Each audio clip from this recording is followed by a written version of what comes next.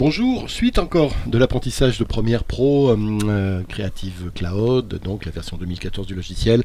On continue encore sur les titres, on va finir parce que c'est le troisième tuto qu'on fait sur les titres. Il faut dire que c'est assez complet. Vous allez voir d'ailleurs que dans les titres, on peut faire plein de choses qui ne sont pas forcément des titres, c'est ce qu'on va un petit peu voir aujourd'hui.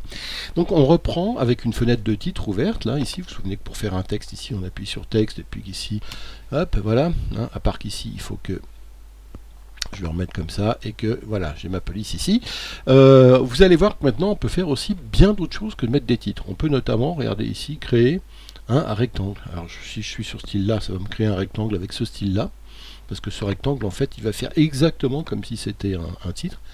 Vous voyez, il a les mêmes attributs que ça. Si je veux par exemple changer d'attribut, je prends ça. Voilà. Je peux faire un rectangle arrondi également. Pouf. Comme ça, et lui je peux changer son style, je peux le faire un style comme ça. Je peux créer également un cercle, bon, voilà, regardez, avec un autre style, comme ça par exemple. Je peux créer un cercle arrondi, je peux créer comme ça un triangle, qui je vais donner un autre style. Je peux créer un cercle, un arc, comme on dit ici. Voilà, vous voyez qu'on peut faire plein de choses et leur donner des styles différents assez rapidement, etc. On peut faire aussi une ligne. Hop, et je fais une ligne comme ça. Je peux aussi créer une courbe de Bézier. Hop, je fais ça, je crée un point ici, je vais là, et là si je bouge un petit peu, vous voyez que je peux même mettre des courbes de Bézier sur mes points et faire des belles courbes arrondies. Hop, et créer ainsi des figures de plein de styles comme ça différents. Vous voyez ici, bon. Alors je vais faire un undo sur les dernières choses que j'ai faites. Je vais garder que mes petites trucs symétriques pour le moment, parce que regardez également ce qu'on peut faire. On peut insérer des images, des logos préparés en fait titre. Ici, image et insérer image. Vous voyez qu'on avait accès à une bande d'images ici, et je peux pareil prendre le ballon de basket et insérer également une image ici comme ça.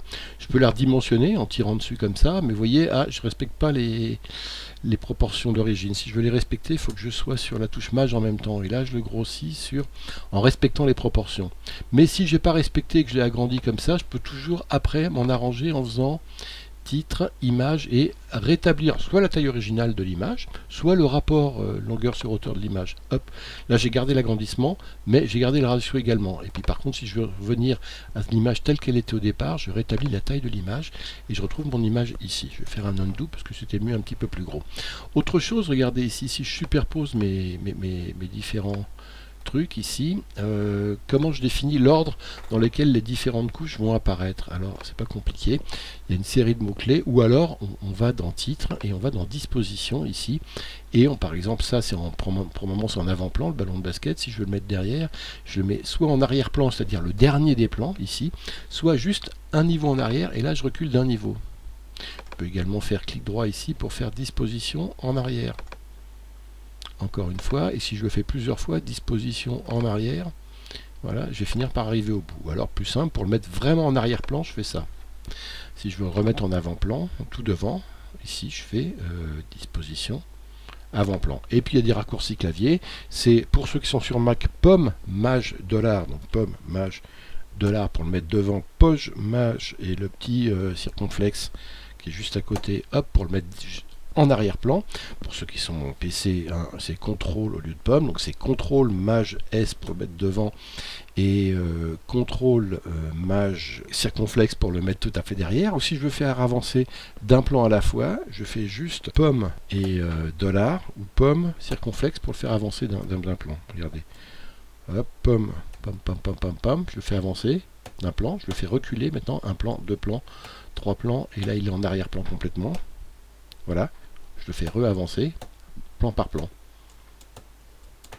Voilà, comme ça.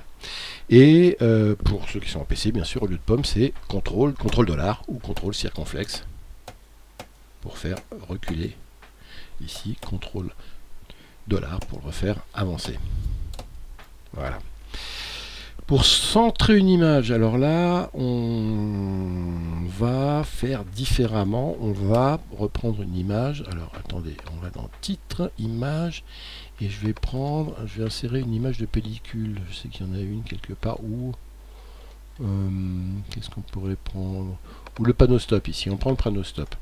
On va le copier en plusieurs exemplaires. On va lui mettre un style qu'il fait. Oui, voilà. On prend ce panneau stop, on fait pomme C, pomme V. Donc, hop, ça en fait un deuxième. pomme V encore, ça m'en fait un troisième, pomme V encore, ça m'en fait un quatrième, pomme V encore, ça m'en fait un cinquième. Pour le moment, je les mets volontairement dans un ordre un peu, enfin voilà, ils sont un peu n'importe comment, placés n'importe comment dans l'image. Si je veux les organiser mieux, alors je peux faire, regardez, si j'en prends un, si je veux le centrer déjà, je fais Center, hop, et je vais le centrer. Hop, et très exactement, il est également au-dessus de l'autre. J'enlève l'autre pour bien vous montrer, j'en ai aucun au centre. Je vais le centrer ici d'abord verticalement, paf, et maintenant je vais le centrer horizontalement. Et là, il est au centre de l'image. Si je veux aligner plusieurs des stops, je sélectionne mes 5 stops ici. Si je veux les aligner, ici, je fais par exemple ça horizontalement gauche, hop, et je les aligne horizontalement gauche.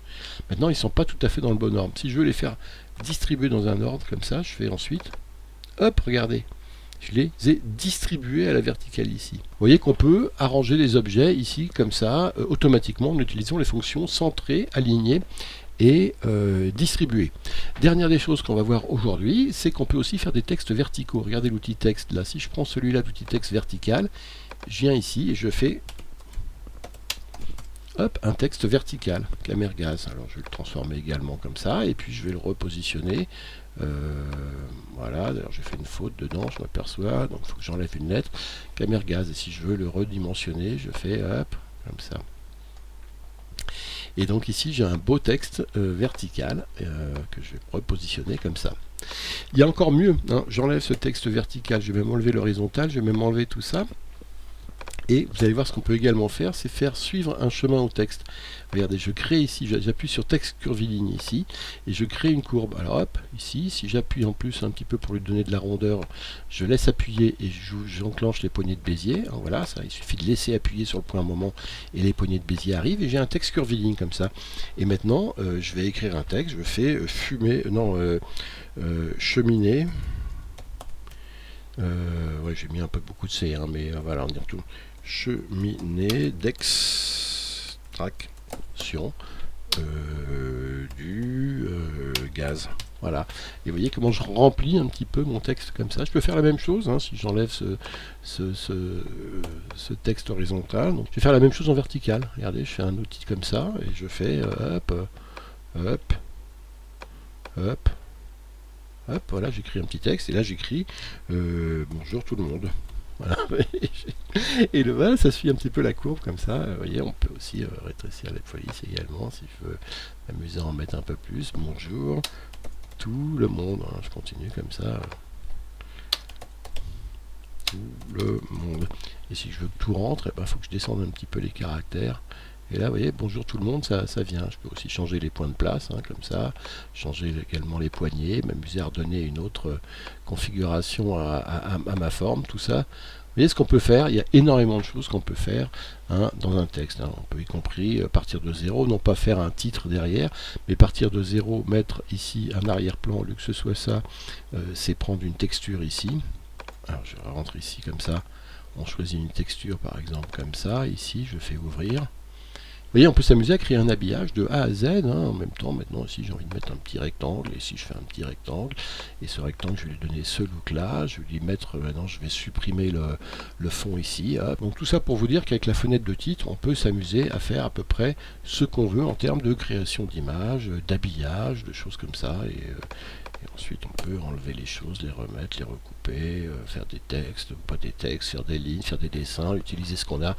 Hein, vous voyez qu'on peut faire plein de choses avec les titres. Et on en a terminé avec ce qu'on peut faire dans les titres. Merci et à bientôt.